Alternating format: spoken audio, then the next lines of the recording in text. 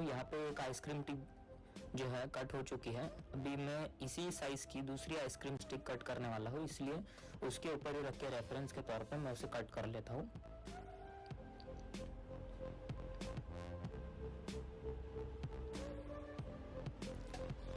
अब यहाँ पे हमारे पास 2 आइसक्रीम स्टिक्स हो गई है।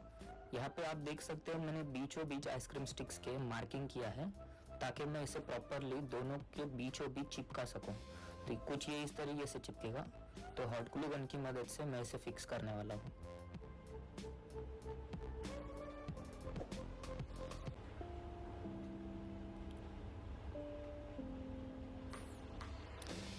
इसके साइड एजेस पे मैं थोड़ा थोड़ा हॉट ग्लू गन लगा दूंगा। इससे क्या होगा दोस्तों, ये जो आइसक्रीम स्टिक्स है इन्हें सपोर्ट मिलेगा, ये टूटेंगी नहीं, खुलेगी नहीं। वरना अगर आप इसे इस तरीके से नहीं चिपकाओगे तो हो सकता है कि प्रोजेक्ट बनाने के बाद में ये पूरी तरह से निकल जाए, क्योंकि हॉट ग्लू गन उतना मजबूत नहीं होता है। इसीलिए मैं इसे कुछ इस तरीके से लगा रहा हूँ, जैसा कि आप देख सकते हो। सेम इसी तरीके से आपको पीछे साइड भी करना होगा। तो यहाँ पर देख सकते हो मैंने दोनों साइड सेम उसी तरीके से हॉट ग्लू गन की मदद से सील कर लिया है। अब यहाँ पे मैं एक एक्स्ट्रा आइसक्रीम स्टिक ले रहा हूँ जिसके राउंड एजेस में कट कर लूंगा। अब इसके बाद हमें कुछ इतने छोटे छोटे 4 पीसेस चाहिए रहेंगे, जैसा कि मैं यहाँ पे कट कर रहा हूँ एक ही आइसक्रीम स्टिक से। और एजेस का साइज आप जितना चाहो उतना रख सकते हो। ये मैंने 4 पीसेस कट कर लिए हैं। इन्हें मैं साइड में हॉट ग्लू गन की मदद से कुछ इस तरीके से चिपका दूंगा।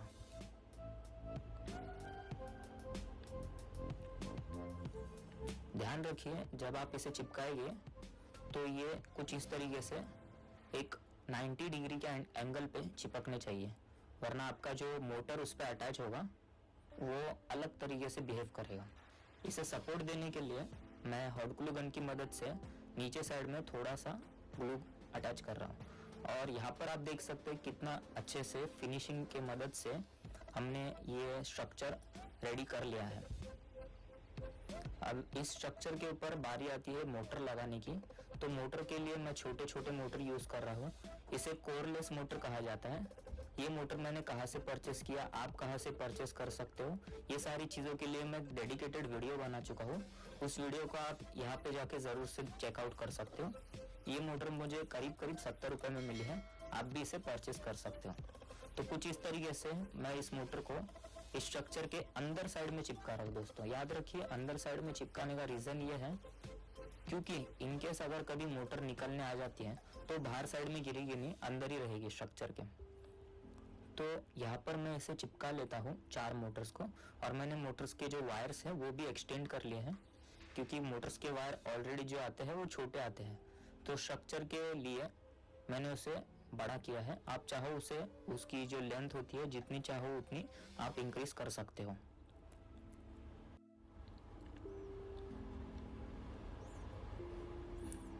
मोटर को अब मैंने अच्छे से चिपका दिया है स्ट्रक्चर पे।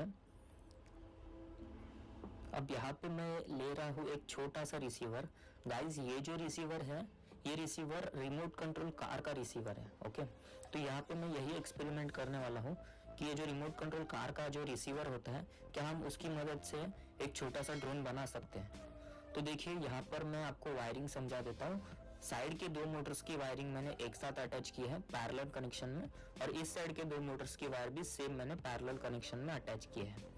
अब मैं इसे एक साइड के मोटर्स को लेफ्ट और राइट के इसमें अटैच कर दूंगा। जो लेफ्ट और राइट के कनेक्शंस होते हैं जैसा कि आप स्क्रीन पे भी देख सकते हो वहां पे लिखा हुआ है सर्किट बोर्ड पे RNL, जो लेफ्ट एंड राइट के कनेक्शंस में मैंने इसे लगाया। अब जो दूसरा पेयर है उसे मैं फॉरवर्ड एंड बैकवर्ड के सेक्शन में अटैच करने वाला हूँ। तो इसके जो वायर्स है काफी बड़े हैं, मैं थोड़े से इसे कट कर लेता हूँ। अब सोल्डर की मदद से मैं इसे यहाँ पे चिपका दूंगा। गाइज ये जो रिसीवर है काफी सस्ता मिलता है। मैंने इसके ऊपर भी एक डेडिकेटेड वीडियो बनाई है, अगर आप चाहो तो उसे भी चेक कर सकते हो। वीडियो की लिंक आपको डिस्क्रिप्शन में मिल जाएगी। तो इस रिसीवर को मैं हॉट ग्लू गन की मदद से इस बोर्ड के ऊपर चिपका दूंगा। याद रखिए मैं काफी कम हॉट ग्लू गन इस्तेमाल कर रहा हूँ और जितनी हो सके उतनी कम चीजें इस्तेमाल कर रहा हूँ, बिकॉज ये जो ड्रोन हम बना रहे हैं ये इन दी एंड उड़ने वाला है। ओके, तो जितना ज़्यादा इसके ऊपर वेट अटैच रहेगा, जितना ज़्यादा ये वेट, तो यहाँ पे मैंने एक छोटी सी वायर ले लिया है कॉपर की, जिसको हम एंटीना के मदद से अटैच कर लेंगे और एंटीना की तरह इस्तेमाल करेंगे। तो यहाँ पे मैं इसे शोल्डर कर लेता हूँ एंटीना वाले जगह पे। तो ये शोल्डर हो चुका है, मैं इसे कुछ इस तरीके से सीधा करके रख लेता हूँ। आप चाहे जिस तरीके से इसे रख सकते हो। अब बारी आती है दोस्तों प्रोपेलर की।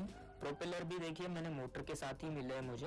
यहाँ पर ध्यान देने वाली बात यह है कि प्रोपेलर जो है उसमें आपको दो टाइप के प्रोपेलर मिलते हैं। एक के ऊपर आपको ए लिखा हुआ मिलेगा जो कि रेड कलर में है। आपके पास हो सकता है कोई और कलर में भी मिल सकता है, लेकिन हाँ ए और बी लिखा हुआ आपको मिलेगा जरूर उसमें। इसका रीजन ये है कि जो मोटर होती है, जो स्पिन होती है, तो हमें वो सेम डायरेक्शन में चारों मोटर्स को स्पिन नहीं करवाना है। दो मोटर अलग अलग डायरेक्शन में स्पिन हो गए और दो मोटर अलग अलग डायरेक्शन में स्पिन हो गए, लेकिन जो थ्रस्ट रहेगा वो हर एक मोटर पीछे यानी नीचे के साइड ही प्रोवाइड करेगी, ताकि हमारा जो ड्रोन है वो ऊपर की तरह लिफ्ट अप हो। वरना आप अगर उसे गलत कनेक्शन कर देते हो तो दो मोटर्स नीचे थ्रस्ट प्रोवाइड करेगी, दो मोटर्स ऊपर, तो आपका ड्रोन कभी उड़ नहीं पाएगा। तो यहाँ पर मैं एक छोटी सी बैटरी ले रहा हूँ।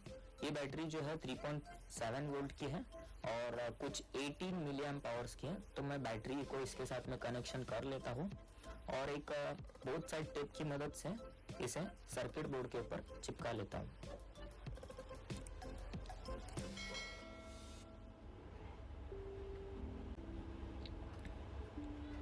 तो यहाँ पे हमारा जो ड्रोन है वो रेडी हो चुका है। अब बारी आती है दोस्तों ट्रांसमीटर की। तो ट्रांसमीटर के लिए इसी का जो पेयर ट्रांसमीटर होता है वो मैं यूज कर रहा हूँ। तो यहाँ पर आप देख सकते हो साइड में, राइट हैंड साइड में मैंने एक रिमोट दिखाया है आपको। ये जो रिमोट मैं आपको दिखा रहा हूँ, ये रिमोट मैंने अच्छे से बनाया है। इसके अंदर सेम वो ट्रांसमीटर वाला जो छोटा सर्किट है वो है। इसकी भी डिस्क्रिप्शन में आपको लिंक मिल जाएगी।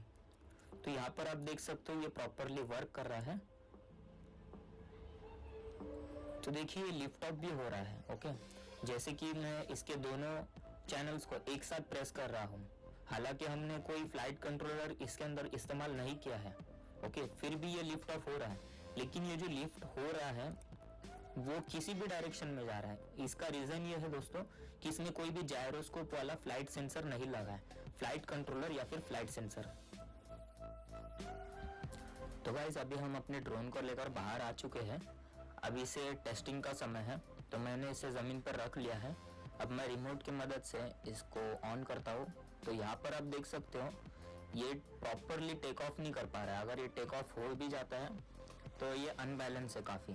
इसका रीज़न ये है दोस्तों, ये उड़ने के काबिल तो है, इसकी मोटर्स उतनी पावरफुल है कि इसे लिफ्ट प्रोवाइड कर रही है, लेकिन दोस्तों ये वैसे नहीं उड़ेगा जैसे एक नॉर्मल ड्रोन उड़ता है।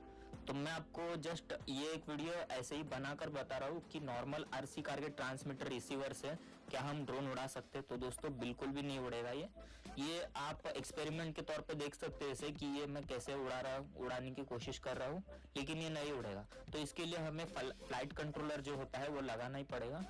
तो नेक्स्ट जब वीडियो मैं बनाऊंगा ड्रोन की, तो मैं प्रॉपर ड्रोन बनाऊंगा जिसमें एक फ्लाइट कंट्रोलर भी होगा, प्रॉपर कोरलेस मोटर रहेगी, ओरिजिनल बैटरी रहेगी और सारी चीजें प्रॉपर रहेगी जो कि एक ड्रोन को उड़ाने में मदद करती है। तो अब ये जैसे कि आप स्क्रीन पर भी देख पा रहे हो ये उड़ने की काफी कोशिश कर रहा है लेकिन उड़ नहीं पा रहा है। तो वीडियो आपको कैसी लगी जरूर से बताएं दोस्तों। वीडियो को लाइक कीजिए, नीचे